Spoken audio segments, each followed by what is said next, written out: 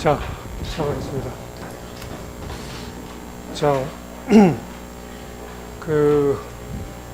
이 기구학에서 이제 운동을 분석하려면, 운동을 분석한다고 그러는 거는, 운동이라는 것은 결국 물체가 움직이는 건데, 물체의 움직임을 분석한다 그러면 물체는 아주 많은 점들로 이루어져 있는 거죠, 사실은. 각 점들이 어떻게 움직이나.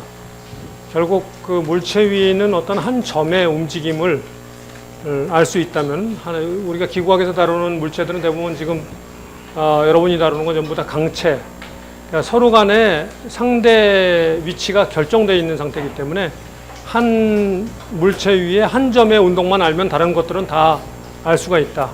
그러니까 동력학에서 여러분들이 그 같은 강체에 붙어 있는 두 점 사이에 속도 관계식, 가속도 관계식 이런 걸 다 배웠기 때문에 하나만 알면 나머지 건 다 알 수가 있죠. 그 강체에 관련된 거를. 그래서 결국은 어떤 한 점의 움직임이 어떻게 되느냐를 아는 것으로 귀결이 됩니다. 그래서 이번 주하고 다음 주까지 우리가 포지션 어널리시스라는 거를 하는 것은 기구가 움직일 때 그 위치가 어떻게 변하는가, 위치에 관련된 내용들을 갖다 다루고, 그 다음 두 주에 가서는 속도에 관련된 내용들을 다루고, 그 다음에는 가속도에 관련된 내용들, 이런 식으로 그 운동과 관련해서 가장 중요한 그 위치, 속도, 가속도를 갖다 차례차례 다룹니다. 주로 기구를 대상으로 다루는 거죠. 동력학에서는 일반적인 시스템에 대해서 그걸 다뤘다면은 여기서는 이제 기구에 대해서 다루는 겁니다. 기구. 그래서 자, 그러면 그런 그 움직임을 다룰 때 위치라는 거 또는 속도라는 거, 가속도라는 거, 이게 전부 다 벡터죠. 벡터기 때문에 벡터를 다뤄야 되는데, 벡터를 다룰 때 특히 위치 같은 경우는 위치라는 말하고 변위라는 말하고 이걸 좀 구분해서 잘 알아야 되죠. 변위라는 것은 말 그대로 위치가 변하는 걸 변위라고 하기 때문에, 변위는 기준점이 없어도 상관없어요. 어디서부터 어디까지 갔느냐, 이게 변이기 때문에 기준점이 없어도 얼마든지 변이라는 거는 우리가 정의가 가능한데, 속도도 그렇죠. 속도도 기준점이 어디 있느냐 상관없어요. 가속도도 마찬가지고. 그래서 변이, 속도, 가속도는 기준점이 어디 있느냐 하는 거를 알 필요가 없는데, 유일하게 위치는 기준점에 대해서 얘가 어디에 자리하고 있느냐, 이걸 위치라고 하는 거죠. 기준점이 정의돼야 됩니다. 기준점이. 그래서 기준점이 꼭 필요하다. 위치를 정할 때는 기준점, 오리진이라고 하기도 하고, 레퍼런스 포인트라고도 얘기를 하고 하는 게 필요하다. 자, 이걸 벡터로 표시한다고 했을 때는 그 위치가 됐든지 뭐 이런 위치를 갖다가 벡터로 표시한다고 했을 때는, 벡터라는 거는 방향과 크기를 갖죠. 방향과 크기를 가져요. 그래서 이 방향과 크기를 나타내기 위해서 필요한 게 바로 이 좌표축, 방향을 나타낼 때 좌표축이 필요하죠. 좌표축이 필요해요. X, Y, Z라는 축이 있어야 그 축들에 대해서 어떤 방향인지를 정의할 수 있기 때문에 X, Y, Z 축이 필요하고, 그 다음에 스케일이 필요하다. 크기라는 게 예를 들면 뭐를 1로 볼 거냐 이거죠. 뭐를 10cm를 1로 볼 거냐, 1m를 1로 볼 거냐, 뭐 그거는 내가 정하기 나름이죠. 그래서 그 어떤 기준, 길이, 이걸 갖다 스케일이라고 하는 거죠. 우리가 스케일이라고 했을 때, 스케일이라는 말은 보통 자나 또는 무게 달 때, 이것도 체중계 이런 것도 스케일이라고 하죠. 그게 전부 다 스케일이라고 하는 게 그런 의미죠. 그래서 기준을 갖다 정해서 그거에 대해서 몇 배냐 이렇게 따지는 거죠.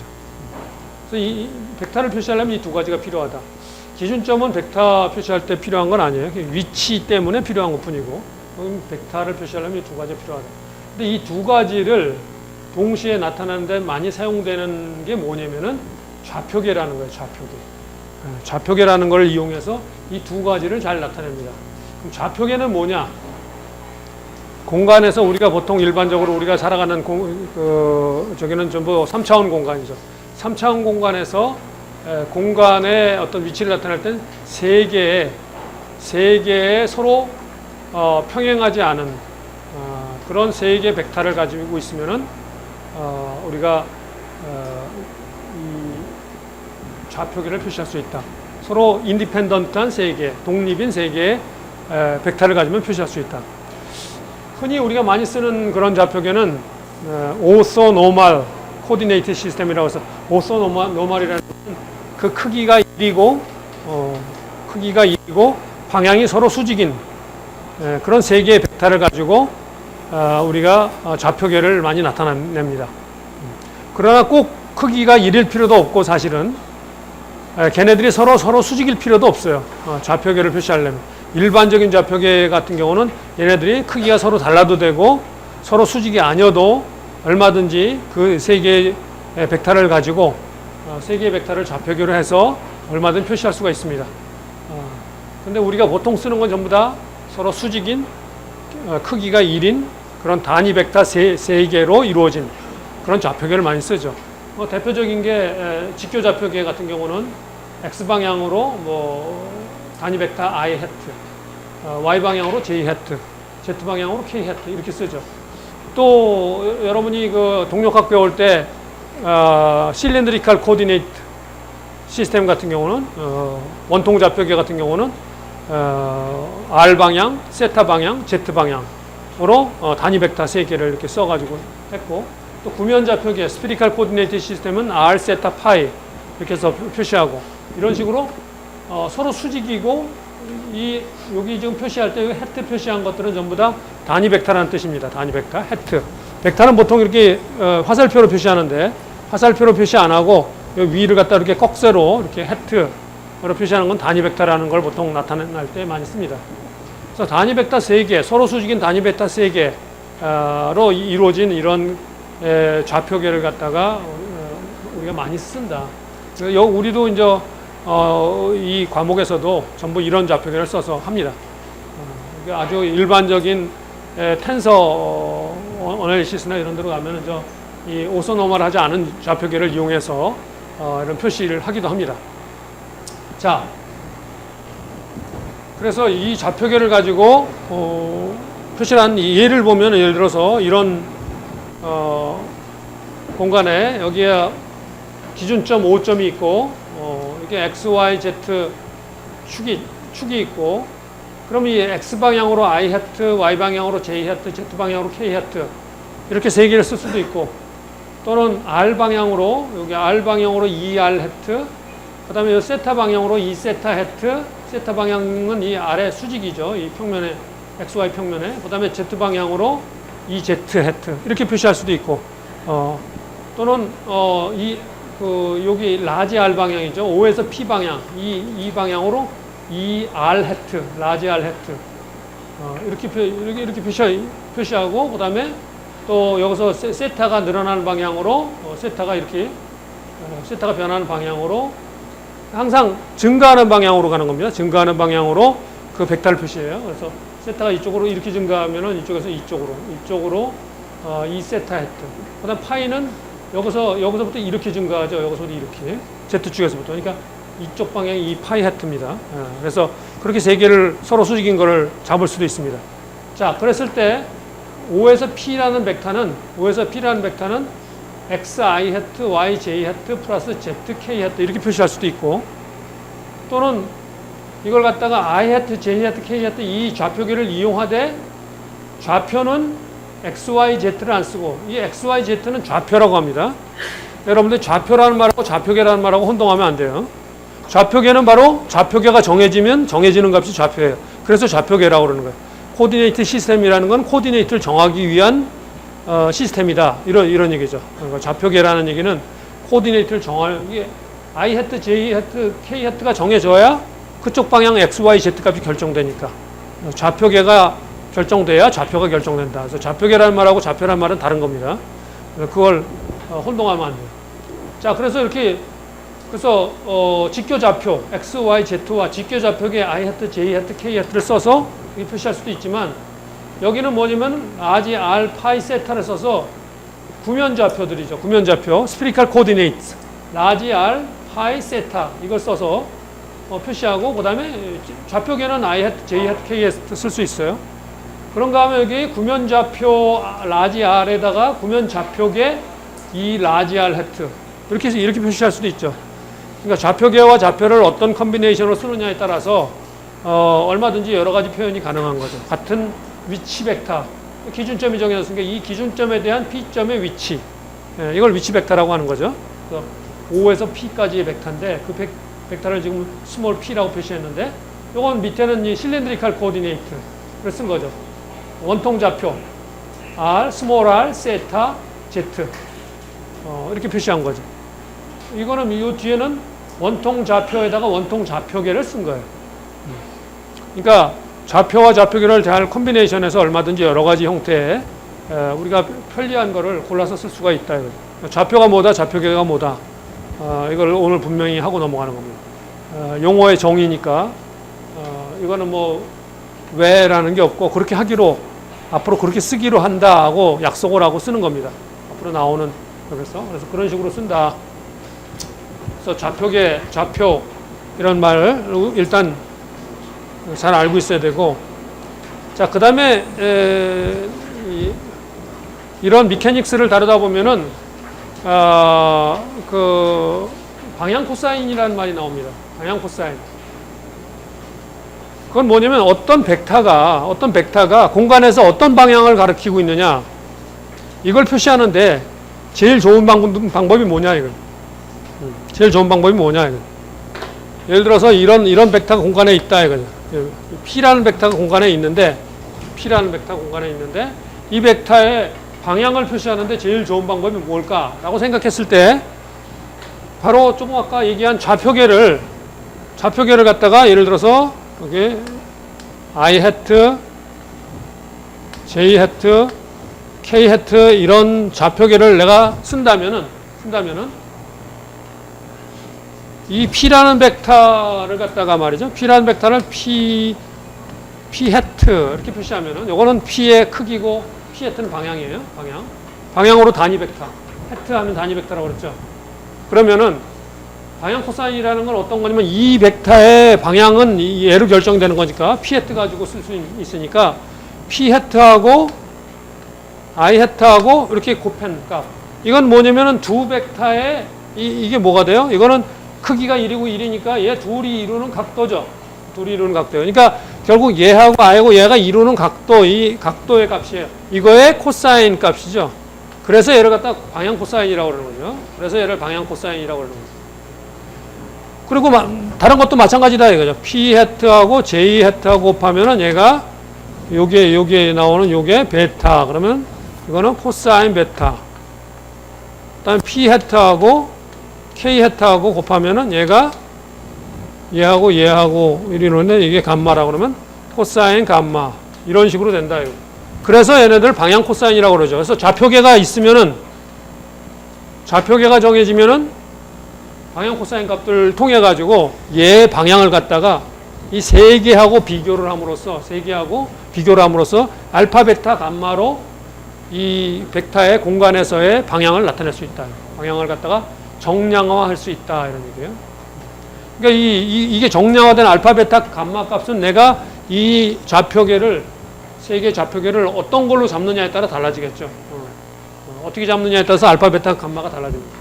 좌표계에 따라서 그 방향이 결정되는 거죠. 정량화하는 거는. 여하간 하나의 좌표계를 갖다 내가 결정하면은 그 좌표계에 대해서 임의의 벡터의 공간에서의 방향을 갖다가 세 개의 스칼라 값으로 내가 각도 값으로 나타낼 수가 있다. 그거죠. 그걸 방향 코사인이라고 하는 겁니다. 여기서 그 방향 코사인 여기서는 요 아까 얘기한 P라는 벡터를 갖다가 이 R 방향이죠. 아까 P라는 벡터가 요 전 페이지에서 O에서 P라는 벡터가 크기가 라지 R이고 그쪽 방향이 ER hat 방향이죠.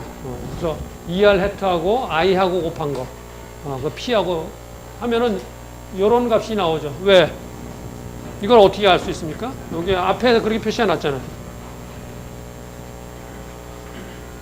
여기서 보면은 바로 이게 지금 P라는 벡터인데 얘하고 I하고 곱하면은 I하고 곱하면 얘가 그건데 I하고 곱하면 요거만 남잖아요. R sin 파이 코사인 세타만 남잖아요. 요거만 남죠. 그놈이 바로 이 R hat하고 I hat하고 내적한 값이 되는 거죠. 내적한 값이 되는 거죠. 그다음에 요거는 이 R hat하고 J hat하고 내적한 값이 요거죠. 양변에다 J hat 곱하면은 요것만 남으니까. 그죠? 요것만 남죠. 그다음에 양변에다가 또 K에다 보면 요거만 남죠. 그래서 이거 R은 크기니까 R은 나눠지니까 요거는 없어지고 라지 R은 없어지고 요게 첫 번째 방향 코사인, 요게 두 번째 방향 코사인. 그러니까 사인 파이 코사인 세타가 첫 번째 방향 코사인, 사인 파이 코사인 세타가 두 번째 방향 코사인, 코사인 파이가 세 번째 방향 코사인. 이렇게 여기서 얘기하는 알파, 베타, 감마가 그런 식으로 결정이 되는 꼴이 되는 거죠. 그런 식으로 결정된다. 그런 식으로 결정된다. 자, 그래서 방향 코사인이라는 게 뭐다? 방향 코사인이 있으면은 굉장히 편하죠. 방향 코사인이 있으면 왜 편하냐? 방향 코사인이라는 거는 그 벡터들 사이에 서로 이 값들인데, 예를 들어서 어떤 두 개의 좌표계 사이에 지금 여기서 보면은 이 R 해트에 대해서 I 해트, J 해트, K 해트가 어떤 값을 갖는지 금세 구했단 말이죠. 그럼 그거 똑같이 이 세타에 대해서도 구할 수 있고 이 파이에 대해서도 구할 수 있죠. 이렇게.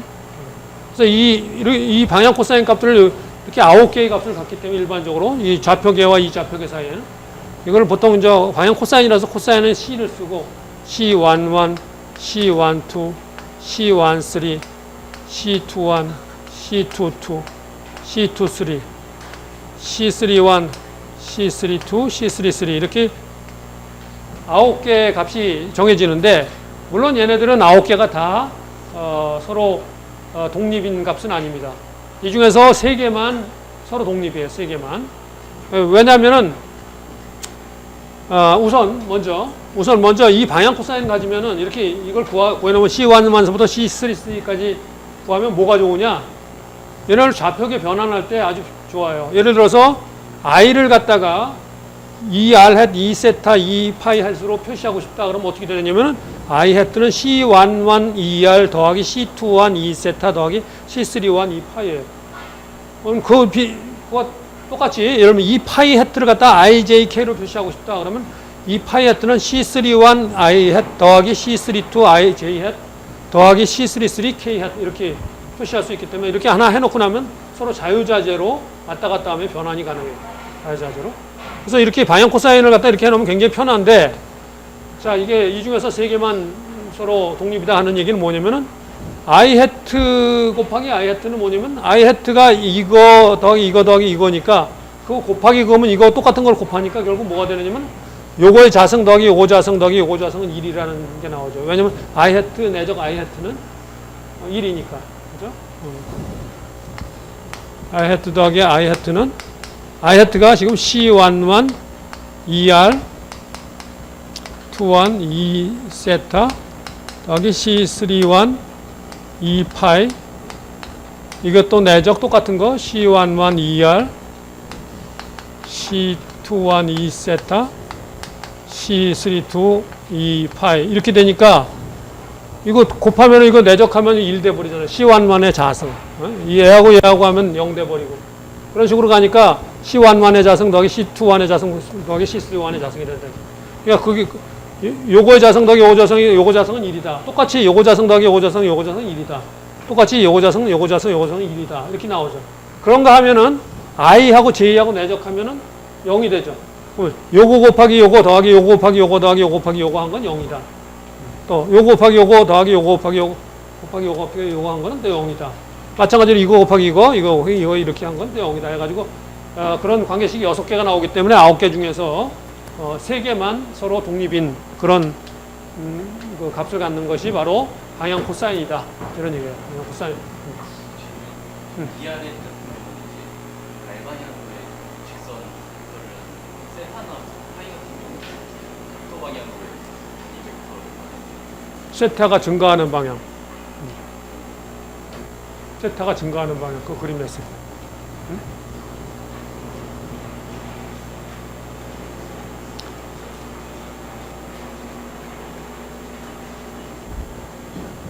그러니까 지금이라도 뭐 잘 알아야지 뭐 할 수 없지. 이런 거는 중학교 때 잘 배워놨어야 되는 건데.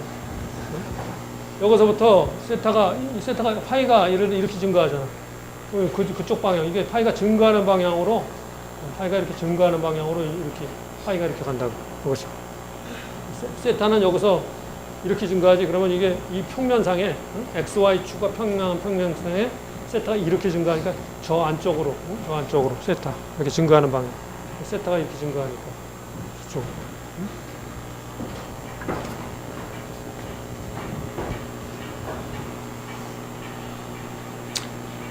자, 그래서 그걸 방향 코사인이라고 한다. 이런 얘기입니다. 방향 코사인이라고 한다. 자, 직교좌표도 우리가 뭐 얼마든지 여러 가지로 잡을 수 있죠. 내가 이거를 직교좌표로 잡을 수도 있는 거고, 이거를 좀 돌려가지고 돌리면 그 돌려놓은 놈이 I 프라임, J 프라임, K 프라임이 됐다고 치자 이거죠. 임의로 이렇게 돌리면. 그 놈을 직교좌표로 잡을 수도 있죠. 그럼 뭘로 잡느냐에 따라서 같은 벡터가 여기 x, y, z 값이 달라지겠죠. 여기서는 표시를 x 프라임, y 프라임, z 프라임이라고 하는데 I 프라임, y, j 프라임, k 프라임이라는 좌표 직교좌표를 쓰면은 그때 나오는 직교좌표는 x 프라임, y 프라임, z 프라임이라. 이놈하고 같은 놈이지만 다른 좌표를 써서 얼마든지 같은 벡터를 갖다 이렇게 표시할 수 있다 이거죠. 얼마든지 그렇게 표시할 수 있는 거죠. 이렇게 바꾸는 거를. 그래서 여러분들이 이런 걸 갖다가 벡터로 안 쓰고 매트릭스로 쓰게 되면은 이렇게 쓰죠. 많이 매트릭스로 좌표를 갖다 x, y, z 이렇게 쓴단 말이죠. 이렇게 이런 식으로 어떤 위치를 갖다 x, y, z를 이렇게 표시한다 했을 때는 내가 이 좌표를 갖다 얻기 위해서 어떤 좌표계를 썼다 하는 거는 분명히 나타내야 되는 거예요. 그래서 종종 여러분들 책에 보면 뭐 이렇게 써놓은 책들이 있죠. 이렇게. 이 x, y, z는 이 축을 따라서 평행한 그 좌표계를 써서 얘네들을 결정했다 이런 얘기예요.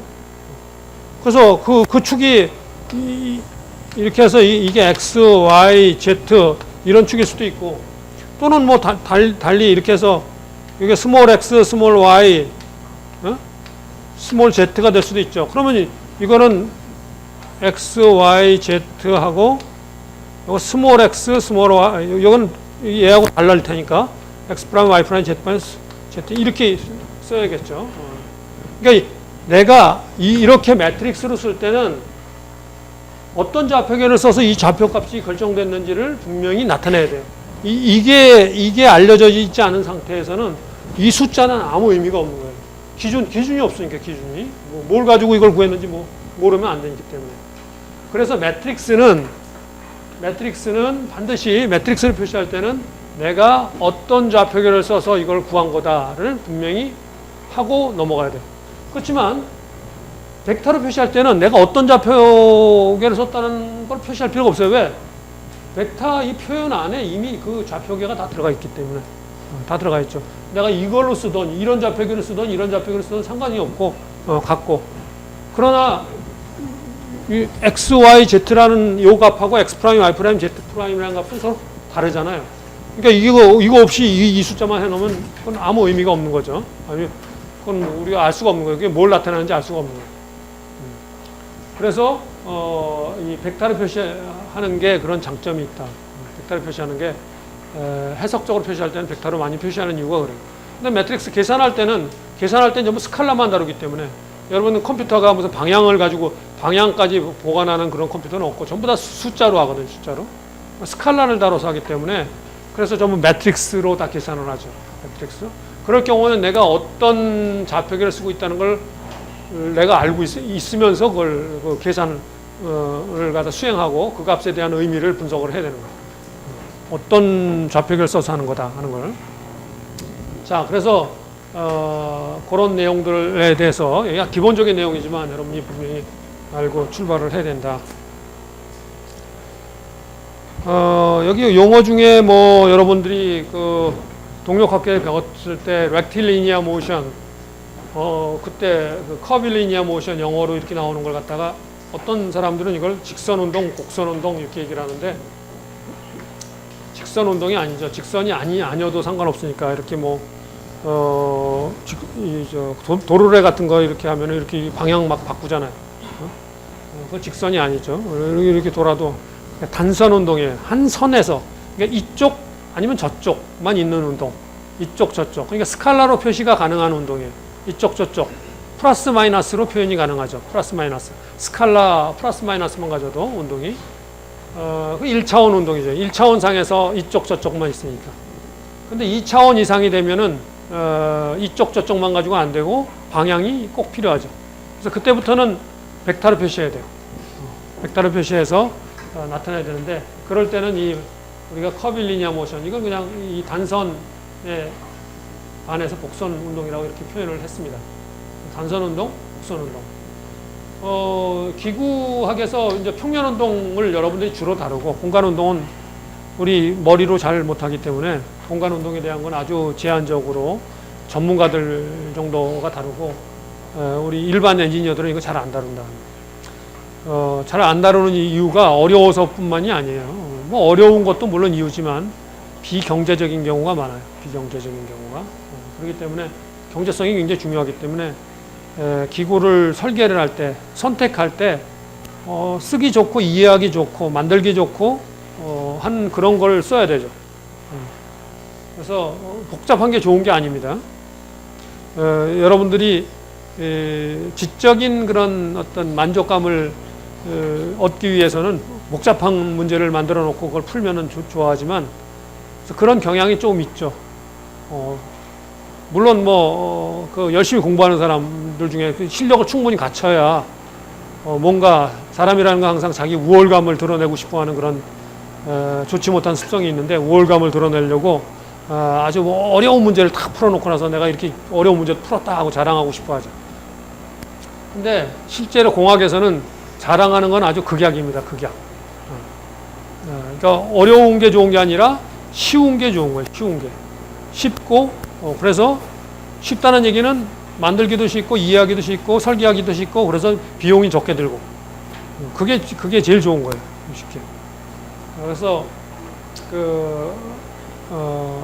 절대 어렵게 뭔가 여러분이 나중에 가서 엔지니어로 활동하는데 뭔가 설계를 하든지 해석 분석을 하든지 뭐 하는데 뭔가 되게 어려운 방향으로 간다. 그럼 뭐 잘못된 거예요. 그렇게 가면 잘못된 거예요. 쉽게 해가야 돼요. 쉽게. 이제 대표적인 얘기가 옛날에 우리나라 기술이 없어서 초창기에 위성을 띄워올리기로 하고 위성을 미국의 위성 발사하는 회사에다가 띄워올리기로 하고 그 설계 기술을 받아오기로 하고 설계하는 기술을 교육도 받고 하기 위해서 옵셋 프로그램이라는 게 그걸 하나 사는 대신에 예를 들면 뭐 그런 통신위성 그런 거 하나 띄워올리는 하는데 뭐 적게는 몇억 불에서 많이는 한 10억 불 이렇게 주고 띄워올려요. 엄청난 돈이죠. 근데 거기에 한 3천만 불 이런 게 옵셋 프로그램으로 그걸 사주는 대신에 3천만 불어치 네가 원하는 거를 내가 해줄게. 근데 3천만 불이라는 게 한 50명 정도가 한 6개월 가서 교육받으면 3천만 불 날아가요. 무지하게 고급 교육. 그래가지고 그 교육받으러 간 사람들이 초창기에 뭔가 아무도 몰랐던 거를 우린 가서 드디어 배우는가 보다 하고 갔어요. 가서 이렇게 위성 설계하는 걸 갖다가 막 설계 교육을 받아보니까 맨 그 대학에서 배웠던 재료학, 동력학, 그게 기초식들이 다 나오는 거예요. 이게 뭐야? 이런 거 뭐 다 아는 건데. 그러니까 다 아는 거를 갖다 그렇게 하면은 그게 설계가 된다는 걸 아는 게 중요하죠. 그걸 모르면은 그렇게 해도 되는지 안 되는지 모르면 무서워서 못 하는 거죠.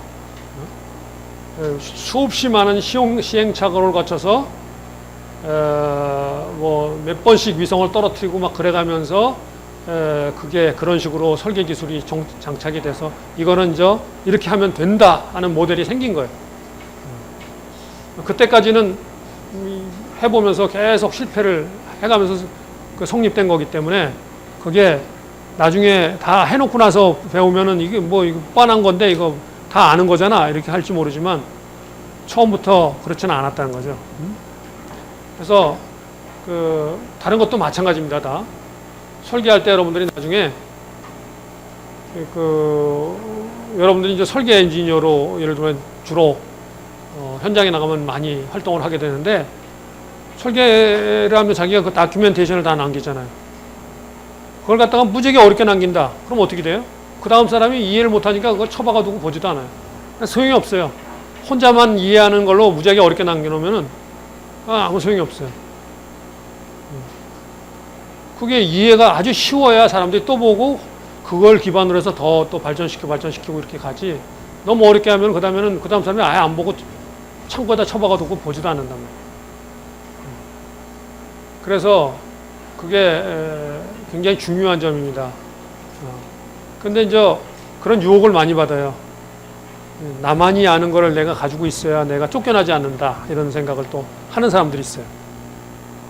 그 정도 실력이 되면 할 수 없죠. 그래서 여러분들 나중에 조직 생활을 해보면은 쫓겨나지 않기 위해서, 그 서바이브 하기 위해서 그런 온갖 방법을 쓰면서 살아가는 사람과, 그게 아니라 전체 그런 걱정을 안 하면서 전체를 위해서, 그런 기록들을 갖다 그 다음 오는 사람들이 쉽게 남겨줄 수 있는 사람과 그런 종류의 그룹으로 뭐 한 중간 정도 그룹도 있고 이렇게 갈라지게 돼 있죠. 극단으로 보면 그렇게 두 가지가 있어요. 이 사람이 나쁘다 이렇게 얘기할 수 없고 이게 또 살아남아야 되니까 나도 뭐 가정이 있고 그러니까 내가 실력도 없는데 내가 아는 거 다 드러내놓고 나면 조금만 지나면 나 잘려서 날아갈 것 같다 그러니까 나 없으면 절대로 못하는 그런 걸 뭔가 하나 쥐고 있어야겠다 이런 생각을 하는 거죠. 그 사람을 뭐 비난까지는 할 수는 없고 그런데 그렇게 사는 삶은 그렇게 행복한 삶은 아니죠 사실은. 여러분들이 이 학교 시절 때 공부를 열심히 해가지고 실력을 탄탄히 해서 들어가면은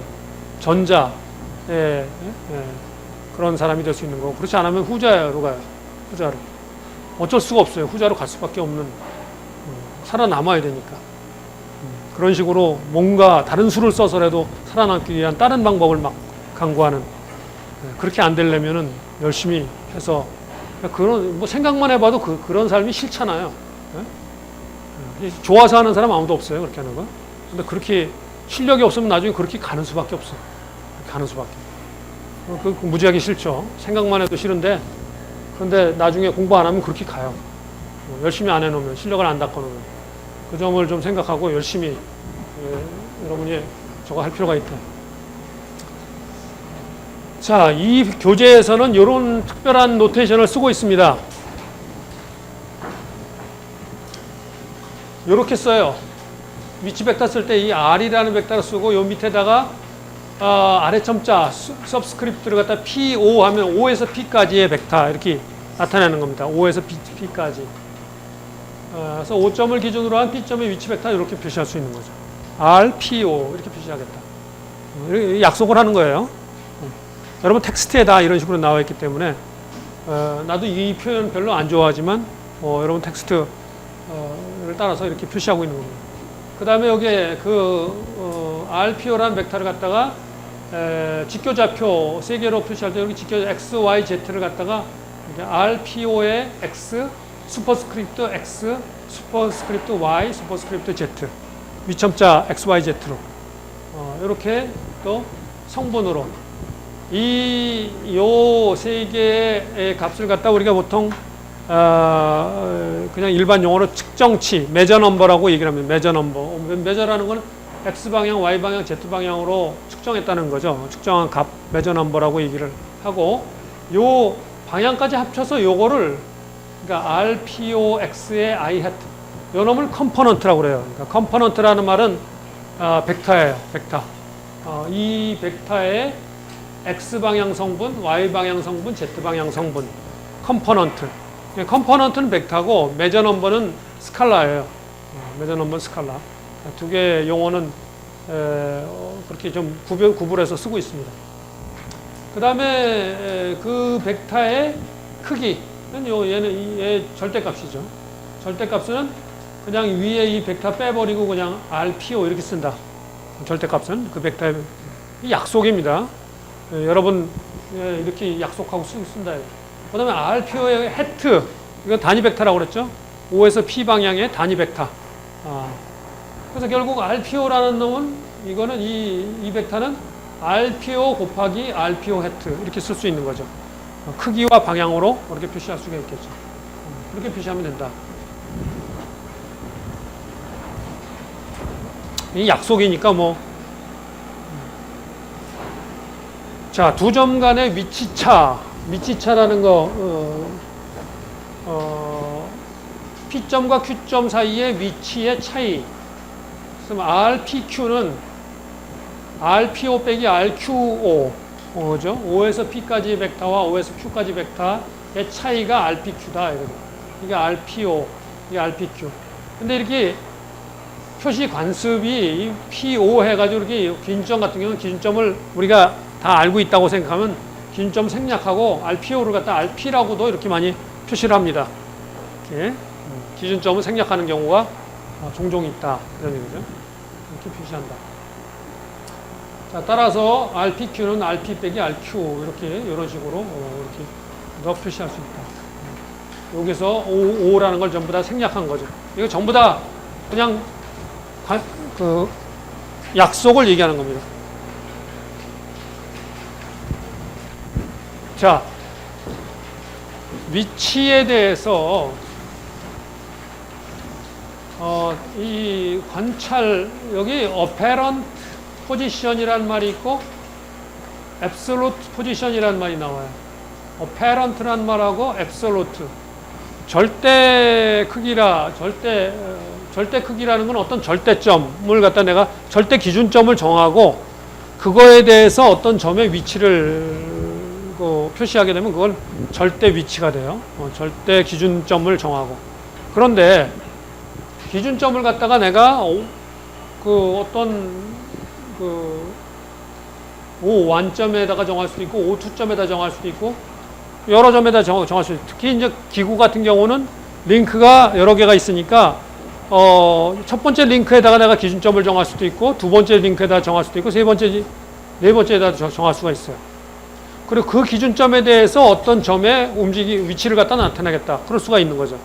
그래서 보통 첫 번째 링크를 보통 우리가 베이스 링크로 많이 쓴다고 그랬죠. 기구에서는. 베이스 링크는 공간에서 고정되어 있다고 보고 그 베이스 링크 상에 있는 어떤 기준점을 갖다 절대 기준점으로 삼으면 그놈은 절대 위치, 그 기준점에 대한 어떤 점의 위치는 절대 위치가 되는 거고 만일에 내가 움직이는 어떤 링크, 두 번째 링크에다가 어떤 기준점을 정하고 그 점에 대해서 어떤 점의 움직임을 갖다가 표시한다고 그러면 그거는 얘가 움직이기 때문에 어떤 상대적인 그런 위치가 되는 거죠.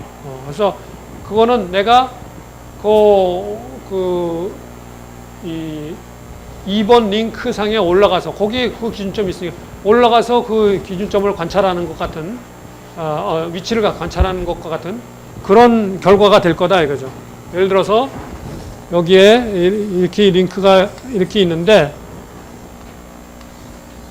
이렇게 있다. 여기에 P점이 있다 그러면은 여기가 베이스라고 그러면 베이스고 여기 2번 링크라고 그러면 이 2번 링크 상에다가 내가 O2점을 정하고 이 P라는 이 벡터를 이렇게 관찰한다고 그러면 이거는 내가 여기서 관찰하는 항상 이 링크 상에 위에 올라타고 관찰하는 것 같은 그런 효과가 나오죠. 그래서 이거는 마치 여기서 볼 때 여기서 얘가 움직이고 있는 거는 여기 올라타고 있기 때문에 몰라요. 얘가 움직이고 있는 건 모르죠. 그러니까 얘가 가만히 있어도 얘가 움직이면은 P점이 가만히 있어도 얘가 움직이면은 움직인다고 그러면은 이 벡터의 크기는 변하는 건데 여기 위에서는 보면 막 P점이 움직이는 것처럼 보이죠. P점이 움직이는 것처럼 보일 수 있는데 그런데 그렇기 때문에 그걸 갖다 어페런트라고 얘기해요. 어페런트라는 말이 뭐뭐인 것 같은 이런 뜻이죠. 뭐뭐인 것 같은 그런 거죠. 그러니까 마치 여기서 관찰하는 건 절대적인 그게 아니라 그런 의미를 갖는 거다. 상대적인 의미예요. 그래서 apparent position이라는 거는 그래서 상대적인 저걸 얘기하는 거예요. absolute는 절대 위치, 얘는 일종의 상대 위치예요. 그러니까 어떻게 보면 이 의미 자체를 apparent라는 말보다는 나라면 relative라는 말을 쓰고 싶은 그런 말이에요. 여하간 그래서 그런 의미를 갖는다. 그래서 여기서 보면은 O1점에 대해서 P점은 O1, O2점이 있다 그러면 P점이 있으면 O1에서 O2로 가서 O2에서 P로 갈 수도 있죠. 그래서 이게 O1에서 P점을 O1에서 O2로 간 다음에 O2에서 P로 갈 수 있다 이거죠. 그래서 이게 O1에서 P, 요 놈이 첫 번째 기준 위치에 대한 P점의 위치. 요건 두 번째 기준점에 대한 P점의 위치 이렇게 되는 거죠. 그러니까 이게 서로 요만큼 차이가 난다 이거. 오페란트 하게 되면은 그러니까 얘네들이 서로 이렇게 상대적인 차이를 갖게 된다. 이런 관계식이 여기서 왜 나오냐면 나중에 이 O1은 베이스 링크의 기준점이고 O2는 그 두 번째 링크의 기준점이고 그래요. 그러니까 그게 달라진다는 거죠. 그래서 여기 이렇게 표시해요. 요놈을 이렇게도 표시해요. 나중에 뭐냐면 1번 링크상의 기준점에서 본 P점의 위치. 요거는 2번 링크상의 기준점에서 본 P점의 위치. 2번 링크상에서 본 그 P점의 위치는 RP-2 이렇게 표시한 거예요. -2. 그리고 이거는 RO2-1 1번 링크상에서 본 O2점의 위치. 이런 식이 된 거예요. 그래서 이런 식으로 표시를 하고 그 의미가 그런 의미를 갖는다 하는 거죠. 그래서 이거는 그냥 약속이니까 지금부터 약속들을 잘 알아놔야 나중에 여러분들이 뒤에 나오는 교과서에 나오는 그런 그 문장들, 그 수식들을 이해할 수 있기 때문에 이렇게 쓰는 겁니다. 자, 그리고 1번 링크를 갖다가 보통 우리가 절대 기준, 절대 저걸로 잡게 되면은, 좌표계로 잡게 되면은, 이 1번은 생략할 수도 있어요. 그래서 그냥 RP 이렇게 쓸 수도 있다, 이거. -1 이렇게 쓰는 -1은 아예 안 쓴다. -2, 3, 4는 이거는 걔네들은 절대 좌표계가 아니기 때문에 걔네들은 써야 되지만 -1은 베이스 링크, 안 움직이는 공간에 고정되어 있는 그런 걸로 해서 잡는 거기 때문에 이거는 쓰지 않는 경우가 많이 있다. 뭐 써도 물론 상관없지만 될 수 있으면 간단하게 쓰려고 될 수 있으면 좀 많이 써야 되는 거 줄이려고 이렇게 이제 약속을 하는 거죠. 자, 그래서 이제 그 용어에 대한 약속은 이 정도로 끝내고 그 다음에 이제 무슨 얘기가 나오냐면은 자, 드디어 기구의 위치 해석 을 갖다가 이제 어떻게 하느냐. 지금 벡터를 쓴다. 뭐 위치라는 게 이제 벡터를 표시한다고 했으니까. 자, 그럼 여기에 지금 이런 기구가 하나 나타나 있어요. 그럼 여기 보면은 이 기구가 여기가 베이스예요. 여기가 베이스. 얘를 이렇게 꽉 누르면 얘가 이렇게 해가지고 얘가 이렇게 움직이는 거죠. 이게 4절 기구. 여기 조인트, 핀 조인트, 핀 조인트, 핀 조인트, 핀 조인트 해가지고 4절 이 베이스고 링크 1, 2, 3 이렇게 됩니다. 이게 링크 1, 2, 3, 4 이렇게 되는 거예요. 2, 3, 4. 그래서 2번 링크가 보통 입력 링크로 많이 주어지고 4번 링크가 출력 링크로 많이 주어지고 그런데 이거 같은 경우는 사실은 여기 3번 링크가 입력 링크로 주어진 꼴이에요. 보통 여기다가 힘을 줘서 얘가 움직이게끔 하고 있으니까 이런 경우도 있습니다. 자, 그러면은 여기서 우리가 이제 이런 해석을 할 때는 이런 링크의 작동 시에 어떤 점이 얘가 링크가 얘가 몇 더 돌아가면 얘가 어디로 가나 이런 게 관심이 있는 거예요. 그렇죠. 이 점이 끝에 점이 어디로 가나 그런 걸 알고 싶은 거죠. 그러면 결국은 뭐냐면 요 벡터식만 그러니까 요 링크가 어떻게 움직이느냐만 알면은 얘가 어떻게 움직이냐만 알면 얘 상에 있는 점들이 어떻게 움직이는 다 알죠. 또 이 링크가 어떻게 움직이냐 알면 그렇고 이것도 마찬가지로 얘가 어떻게 움직이느냐 어떻게 회전하느냐만 알면 요 점에 있는 것들은 다 어떻게 되는지 다 알 수 있어요. 그러니까 결국은 뭘 풀어야 되느냐면 요 벡터 더하기 요 벡터 더하기 요 벡터 더하기 요 벡터는 0이 된다는 요 식을 풀어야 돼요. 위치 해석에는. 기구에서는 이렇게 기구라는 건 이렇게 페루프로 형성된 이런 벡터식을 갖다가 풀어야 되는 문제를 결국은 귀결되게 된다. 그래서 여기서 보면은 이렇게 쓸 수 있죠. 여기서 A, B, C, D 이렇게 점이라면 조인트 점이 A, B, C, D라면은 R, B, A 더하기 R, C, B 더하기 R, D, C 더하기 R, A, D는 0 이런 식으로 이게 한 바퀴 뺑 돌면 0이라는 식이죠. 이렇게 표시할 수 있다. 그 이 식을 갖다가 우리가 그 페로프 방정식으로 이렇게 RBA 이걸 그대로고 RCB는 요 RCB 요 RCB 더하기 요 RA 여기서부터 AC 여기서부터 여기까지가 AC고 여기 RCB예요. RCB AC 요거 두 개 더하면 AC죠. AC. 결국은 여기서 이런 방정식을 풀다 보면은 이 중에서 이게 하나가 결정되면 나머지가 다 결정되기 때문에 하나가 결정되면 어떻게 돼요? 얘가 결정되면은 뭐가 결정돼요? 이게 결정되죠. 이게 결정돼. 이게 결정되면 결국은 얘가 결정되니까 이 결정된 놈을 가지고 얘하고 얘를 푸는 문제가 돼요. 그래서 결국은 이런 식으로 세 개의 벡터 삼각형으로 된 그 벡터식을 푸는 문제로 귀결되게 된다 이런 얘기죠. 그죠? 이 베이스는 안 움직이니까 입력 링크가 하나 결정되면 얘가 결정되는 꼴이 되고 얘가 결정되고 나면 나머지 얘네 둘을 결정하면 되는 거예요. 이거 안다고 생각하고 이거 둘을 결정하면 되는 거예요. 그런 식으로 된다 이거. 그래서 여기서는 이런 식으로 이런 이런 식을 풀어야 되는 문제로 그 밑에 예제에서는 마찬가지죠. 이런 예제는 마찬가지로 이 제네바 기구라고 그랬죠. 얘가 이렇게 여기서 물고 들어가서 얘는 이렇게 돌고 얘가 이렇게 돌 때 얘가 이렇게 도는 이런 건데 그랬을 때 결국 이거 더하기 이거는 0이다. 이 식 맨날 푸는 거죠. 그래서 이렇게 삼각형이 0이 된다는 이 식을 가지고 푸는 거예요. 여기서 A, B 여기 2번 링크니까 2번 링크 기준점에 대해서 요 C점 B점을 갖다 기준점으로 잡은 거예요. 2번 링크의 기준점에 대해서 C 여기 RC-2 요 놈이 요거죠. 그다음에 AC 여기 A에서 C CA C에서 이거 더하기 이거는 0이다 하는 이런 식이죠. 그래서 이런 식으로 모든 기구의 일자유도 기구의 문제들은 다 삼각형 벡터 이렇게 A, B, C 이렇게 더하면 0이 된다. 이 문제 푸는 문제로 귀결이 되고 그 문제에서 그 중에서 하나의 벡터를 알았을 때 나머지 두 벡터의 크기를 알든지 방향을 알든지 아니면 크기와 방향을 알든지 이런 문제들로 귀결이 됩니다. 자, 그래서 이런 문제를 풀 때 어떤 방법으로 풀 것인가 하는 게 다음에 우리가 다루는 이슈가 되는 거죠. 어떤 방법으로 풀 것인가.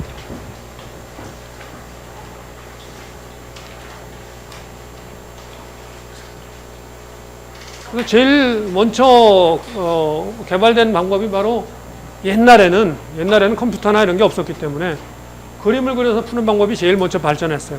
그림을 그려서. 실제로 지금도 기하학적인 방법이 해석적인 방법이나 대수적인 방법보다 훨씬 더 솔루션을 쉽게 주는 경우가 많이 있습니다. 많은 문제의 경우에 기하학적인 걸 이용하면은 자, 그래서 이제 그런 방정식 풀 때 결국은 이런 벡터 방정식을 풀게 되는데 기구 문제에서 이렇게 페로프 방정식을 풀게 되는데 이 방정식이 풀리려면은 미지수가 이게 지금 벡터 방정식이라는 건 평면에서 X방향 스칼라식 하나, Y방향 스칼라식 하나 이 두 개죠. 그러니까 결국 식이 두 개예요. 식이 두 개. 벡터 방정식 하나는 스칼라 방정식 두 개예요. 그 얘기는 뭐냐면 미지수가 두 개면 풀 수 있다는 거예요. 미지수가 두 개면. 미지수가 세 개면 못 푼다는 얘기예요. 그래서 이제 이런 식으로 예를 들어 벡터식이 주어졌다면은 요게 지금 점을 찍어 놨는데 여러분 교과서에는 이렇게 체크로 표시를 했는데 여기는 그냥 점으로 했습니다. 내가 편의상 노트에는 했는데 이렇게 비어 있는 놈은 모르는 거예요. 꽉 차 있는 놈은 아는 거예요.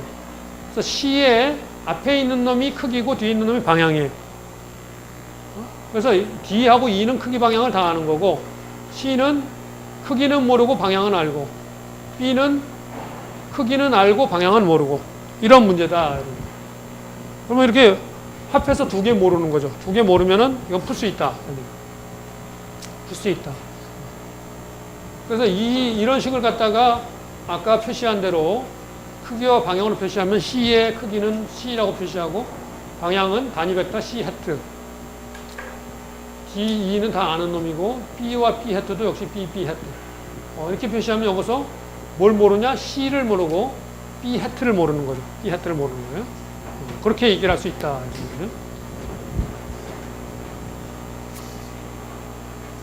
자, 결국은 그래서 그 두 개 모르는 문제로 귀결이 되기 때문에 여기서 D하고 E는 다 아는 거니까 합쳐서 D 벡터 더하기 E 벡터는 A 벡터라고 하자 이거죠.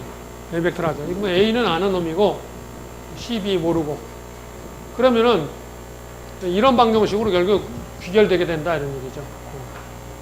이런 방정식으로 귀결되게 되는데 자, 이 방정식에서 두 개 모르는 케이스 그걸 갖다가 이제 여기 다뤄놓은 거예요. 두 개 모르는 케이스. 두 개 모르는 A, B, C가 있는 두 개 모르는 케이스는 C와 C 해트를 다 모르는 경우. A와 A 해트 다 모르는 경우나 C와 C 해트 다 모르는 경우는 마찬가지니까 그건 따로 안 따지고 그 다음에 여기서 A와 B 해트를 모르는 경우 A와 B를 모르는 경우 A 해트와 B 해트를 모르는 경우 이런 케이스, 4개 케이스로 결국은 문제가 결정이 되죠. 이런 문제만 풀 수 있으면 모든 이 루프 방정식은 전부 도해적인 방법으로 풀 수 있다. 이 4가지만 풀 수 있으면 그런 결론이 나고 그런데 그 중에서도 C와 C 해트 모르는 이거는 아주 쉽죠. A, B를 다 아는 경우 C 구하는 건 너무 쉬운 문제잖아요. 그러니까 이건 너무 빤하니까 케이스 1은 다루지 않고 케이스 2, 3, 4만 다룬다. 2, 3, 4만. 자,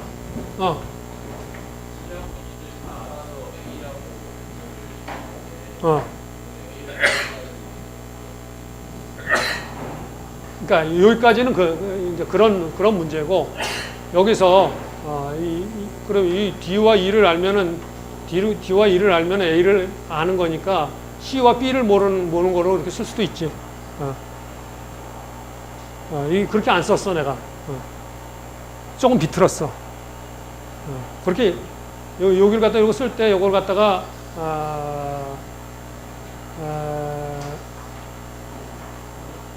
예를 들어서 여기서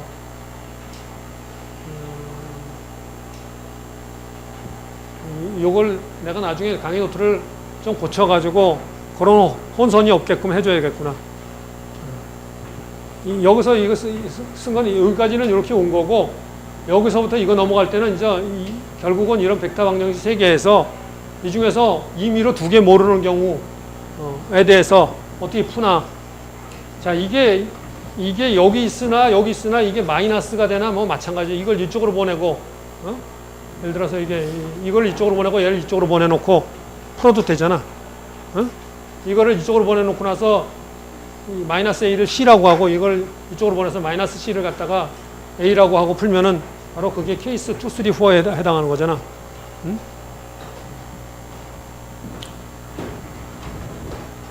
그래서 될 수 있으면 그런 혼동을 안 끼치려고 강의 노트를 마련하려고 그러는데도 그런 경우가 생기네. 자, 그래서 이제 케이스 2, 3, 4에 대해서 풀면 된다. 자, 2, 3, 4.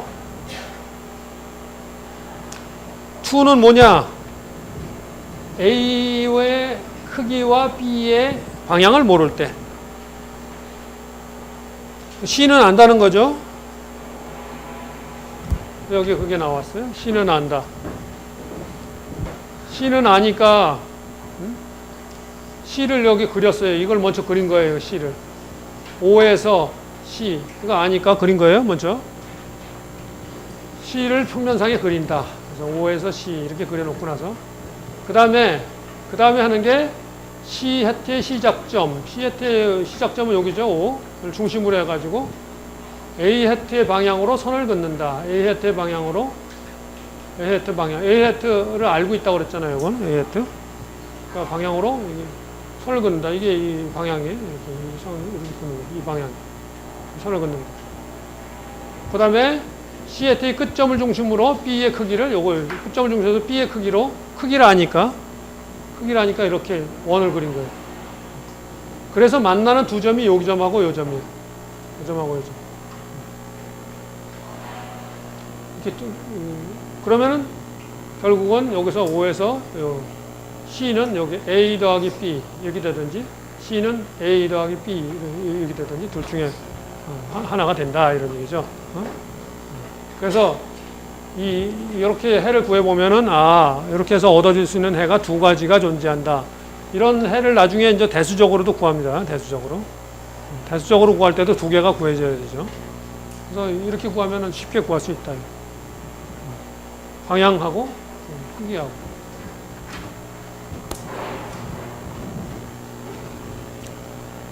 자, 그 다음에 케이스 3는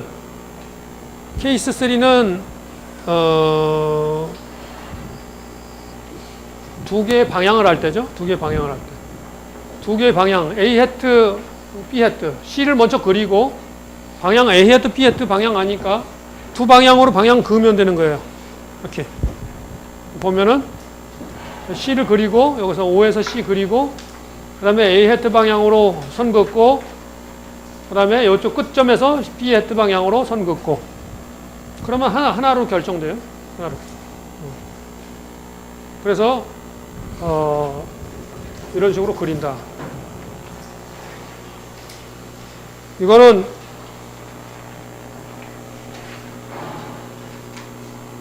요거는 그래서 하나만 해가 존재해야 합니다. 자, 그 다음에 케이스 4는 이거는 두 개의 크기를 할 때죠. A와 B의 크기를 할 때, A와 크기 하니까 O, C 아는 거 그리고 그 다음에 O에서 A의 크기를 갖는 저걸로 돌리고 그 다음에 B에서 또 B의 크기를 갖는 저걸로 돌리고 여기 O에서 A의 크기를 갖는 놈 여기서 B에서 B 크기를 갖는 놈 이렇게 돌린다. 그러면 두 점이 결정되죠. 이거 두 점이.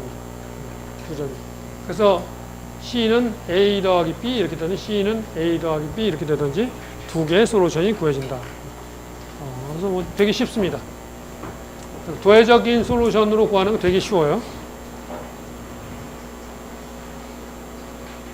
그러니까 뭐 어려운 거 없죠. 이렇게 구하는데 아무 어려운 게 없다.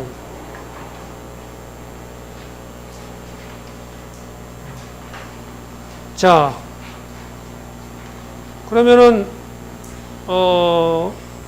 이제는 좀 구체적인 예제에 대해서 한번 해보자. 구체적인 예제에 대해서 도회적 솔루션으로. 여기에 지금 이렇게 슬라이더 크랭크가 있다. 얘가 슬라이더예요. 이렇게 수평면으로 이렇게 움직이는 거예요. 얘 크랭크예요. 얘가 도는 거예요. 자, 이럴 경우에 여기서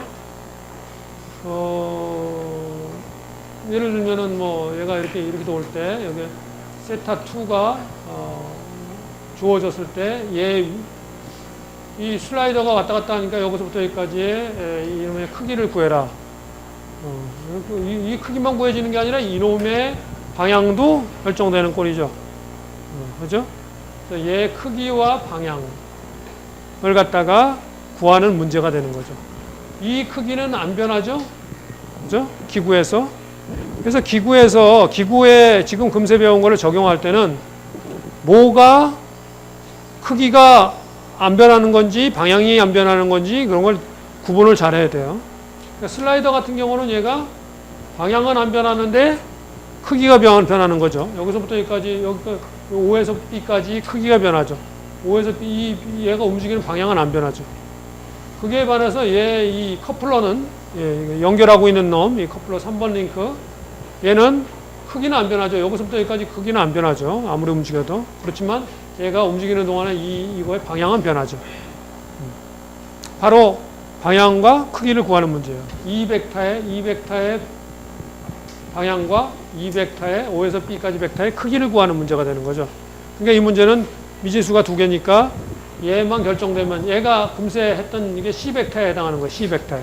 얘가 결정되면 입력 링크가 주어지면은 나머지 커플러 링크의 방향과 슬라이더 링크의 위치 크기, 그러니까 기준점에서부터의 그 슬라이더까지 그 거리가 결정된다 이런 얘기죠. 그래서 이게 그 앞에서 다뤘던 케이스 4에 해당하는 거죠. 케이스 4에. 그래서 케이스 4를 적용하면은 그 앞에서 했던 그 식으로 써보면은 이렇게 되고,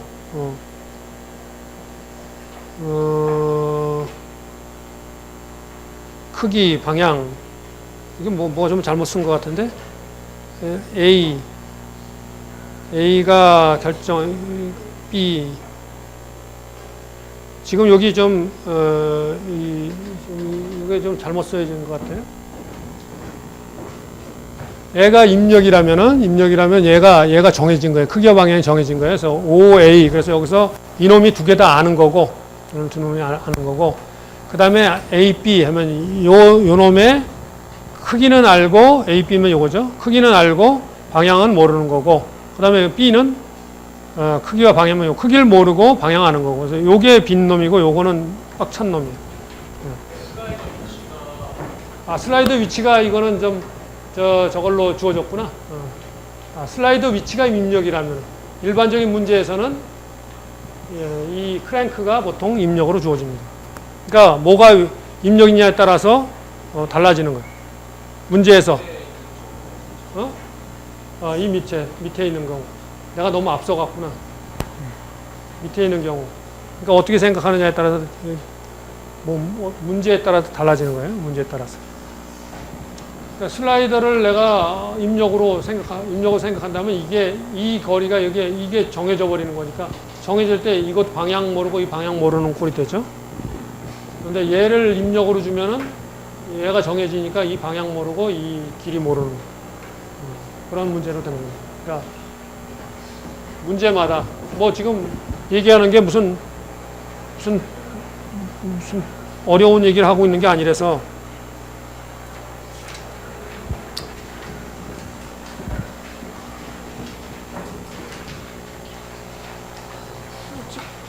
기구하기 챕터 1, 2 이렇게 나가는 동안에 살살 한 3주쯤 살살 나갑니다.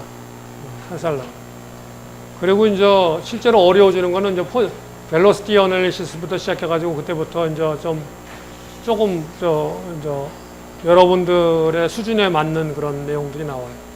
그렇지. 지금 나오는 이런 내용들 보고 되게 쉬운데 내가 잘 몰랐는데 내가 아주 상당히 괜찮은 아주 수준의 사람이었구나 이렇게 착각하면 안 돼. 이거 지금 되게 쉬운 얘기들을 지금 하고 있는 거고 위치 해석하는 거는 뒤에 가서 위치 해석엔 뒤에 가서 뭐 벡터 해석하는 특이한 몇 가지 방법들이 등장하는데 그 얘기들을 할 때 그 방법들에 관련된 것들 조금 여러분이 새로 좀 익힐 필요가 있는 게 좀 있고 여기 지금 얘기하는 건 너무 단순한 아까도 얘기했잖아요. 중학교 산수들 기하 이런 게 나오는 거기 때문에 여기서 너무 쉽다고 릴렉스 하고 있으면 안 돼요.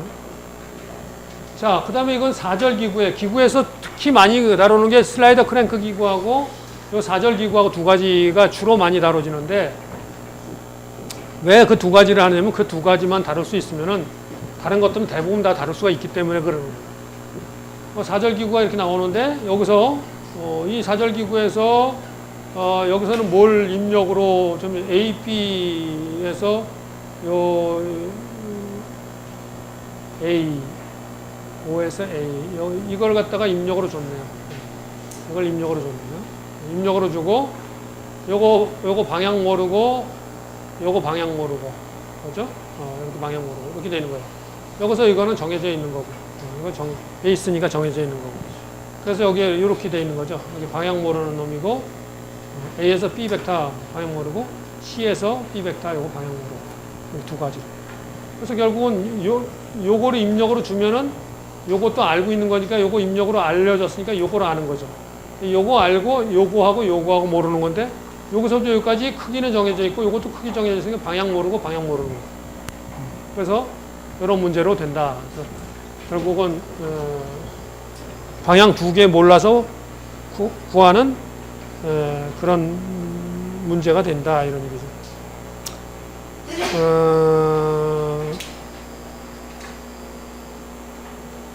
여기에서 또 P점의 위치를 구해라. 그러면 이 P점의 위치를 구하라. 그러면 여러분이 요것만 알면은 요 위치는 요 입력 링크에서 요 위치는 결정되어 있는 거고 그 다음에 요 방향만 알면은 요 방향에다가 요거 더하면 요 방향도 아는 거잖아. 그 다음에 여기서부터 여기까지는 P점의 위치를 구해라는 거, 여기 점이 정해지니까 이 길이가 정해진 거예요. 정해지고 방향하니까 이것도 알 수 있는 거죠. 논리적으로 너무 간단한 거죠. 너무 간단한 거. 그러니까 이것만, 이 AB만 구하고 나면 이거는 저절로 구해지는 거죠. AP는 저절로 구해지는 거죠. 그죠? 여기서 이만큼 각도 더해주면 되는 거니까. 너무 쉬운 거죠.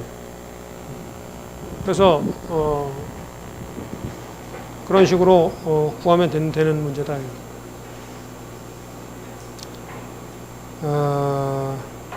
자, 그래서 뭐 기하학적으로 이렇게 다루는 문제에 대해서는